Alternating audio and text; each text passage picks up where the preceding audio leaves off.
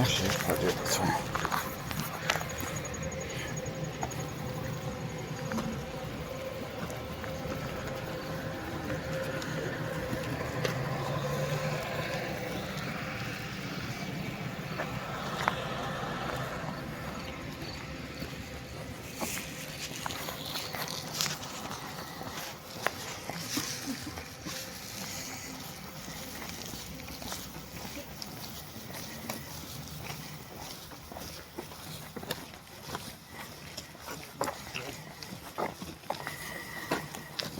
Oh, there's Robin.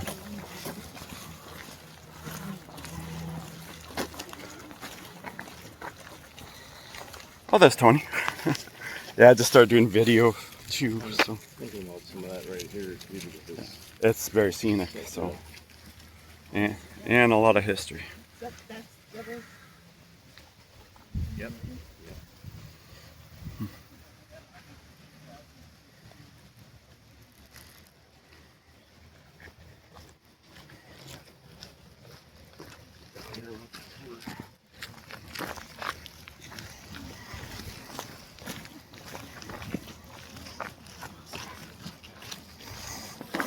At least it didn't rain like they were talking. So. Show the round please. We're now on Little Round Top. In 1863, General Sickles never came up here. Sickles never showed his battle. Just recording it. Eventually, General Meade, we'll find out that part of his army isn't where he thinks it is, and General Meade's going to right after that peach orchard and have a little stretch with Sickles. As we got to the peach orchard, Meade was accompanied by one of his staff officers, General Warren. You see his bronze monument up there on the rock up there. General Warren's on Meade's staff, and as we're heading out to Peach Orchard, Meade says to Warren, I hear some shooting starting. Why don't you ride up to that hill over there? You take a look around. If anything is gone, I want you to take care of it. So Warren, get up here. Warren probably went into apoplexy because the first thing Warren sees is there's nobody here. Where are they? They're on the ridge in front of you. They're up on the Peach Orchard along the road out there, some red barns. But there's nobody up here except the little signal station. Now they're packing up trying to get out of here. Because as they point out to Warren on the far side of the field along that tree line out there, there's Longstreet's men lining up all the way up Seminary Ridge. Almost 20,000 of them. The end of the Union Army at this point, down the rocks of Devil's Den, that's the end of their line. Longstreet's now on his way over here. So Warren sees, oh my God, when he attacks, he's going to go right around Sickles' flank. He's going to have this hill where their shot being fired. Warren has now seen the danger. He sends one of his aides down to Meade, and he tells Meade, we got a problem. We're going to need at least a division of men up here fast. Now, folks, when you say fast in 1863, as far as sending orders on a battlefield, fast is the guy on the horse with the note. That's it, Mach 1. You have messengers and couriers riding back and forth with orders. Luckily for the Union Army that afternoon, a Union brigade, about 1,300 men, has arrived out here in the valley. They're under the command of a 26-year-old colonel. Colonel Strong Vincent, 26 years old, he's a brigade commander. He's down there when these messengers comes riding up and the messenger is yelling, where's the general? I've got orders for our general. Where's this guy? Can't find him. These are critical orders. So Vincent goes, well, I don't know where the general is, but what are the orders? Tell me the orders. So the messenger said, sir, we got to put troops on this hill over here. Vincent said, look, go find the general, tell him I took care of it, I'll put my brigade up there. So with that, on his own initiative, a 26-year-old colonel with no orders from anybody to do anything, takes his 1,300 Union troops, he marched around the back hill, came up on a logging path, and he will put his 4 regiments on the south slopes of Little Round Top. Vincent was Chamberlain's boss, who was Vincent who told a college professor down there, don't you move. How critical is one little decision by a 26-year-old colonel? Very critical, because within 15 minutes of Vincent getting the Union troops on this hill, Longstreet's boys burst out of the trees at the bottom of the hill.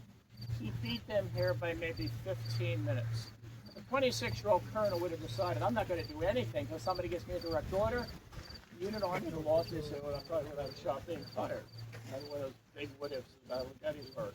So the first Confederate attack that hit Longstreet right here in front of me. These are going to be some of the toughest troops in Lee's army. 4th and 5th Texas Infantry. Where's Texas at here? Yeah, these are the Texas boys right here, guys. They've been storming up the hill, but the first attack is with Colt. They came on again, but the second attack is with Colt. But on the third attempt, they start getting around the flank of the 16th Michigan. The monument right there. The 16th was a small regiment. They're taking casualties.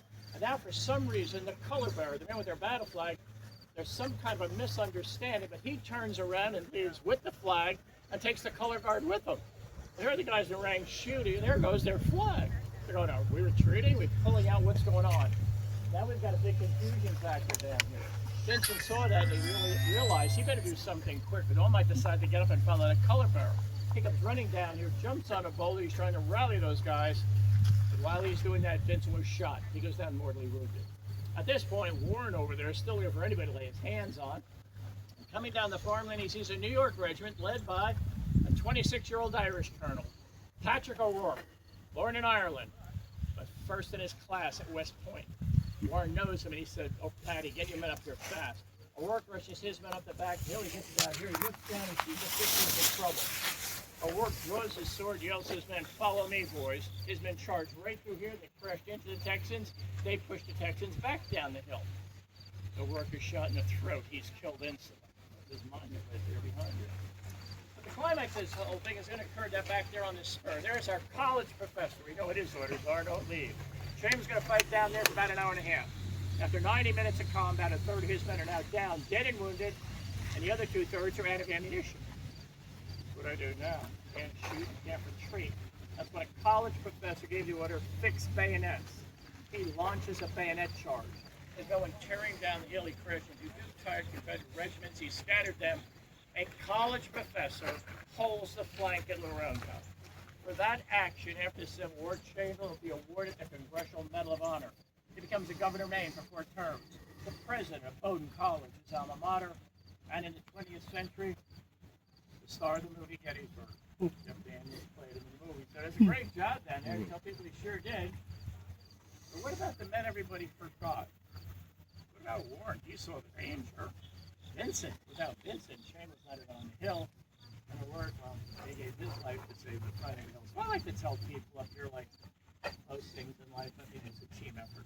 And due to the efforts of the Union officers, the Union Army will hold this hill for the rest of the battle.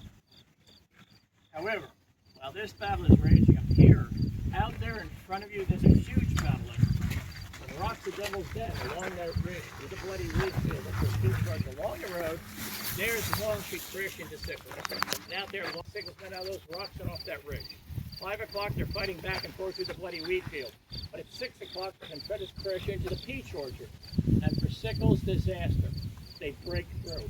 Once the peach orchard goes, Sickles' line out there along that road is flanked, it's compromised, and the whole thing starts collapsing. Going on 7 p.m. What's left of Sickles' command is in full retreat, and Longstreet's men are making for a cemetery ridge. So we're going to now, let's get back on the bus, go drive up to that monument, looks like